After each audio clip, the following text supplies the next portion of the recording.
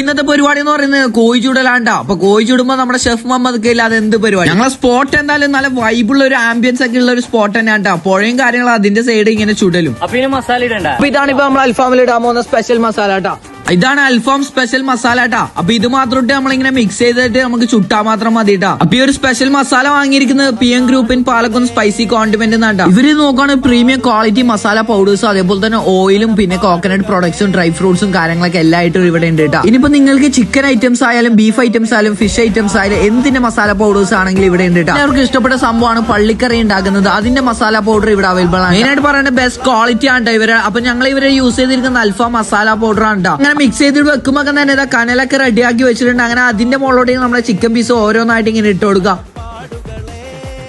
ചെക്കനിതാ പുഴയുടെ നടുക്ക് പോയിട്ട് അവന്റെ ബോഡി ഷോ കാണിച്ചിട്ടുണ്ട്. സംഭവങ്ങളാ ചെങ്ങായിക്കാണെങ്കിൽ എന്റെ പീസ് കൊടുക്കാന്ന് പറയുമ്പോ തന്നെ വായലൊക്കെ കൊത്തി വന്ന. അപ്പൊ ഞങ്ങൾ പുഴയുടെ സൈഡ് ഇങ്ങനെ വായലൊക്കെ വെച്ച് അതിന്റെ മുകളിൽ ഇതാ ചിക്കനൊക്കെ വെച്ച് കഴിക്കാൻ പോണേണ്ട.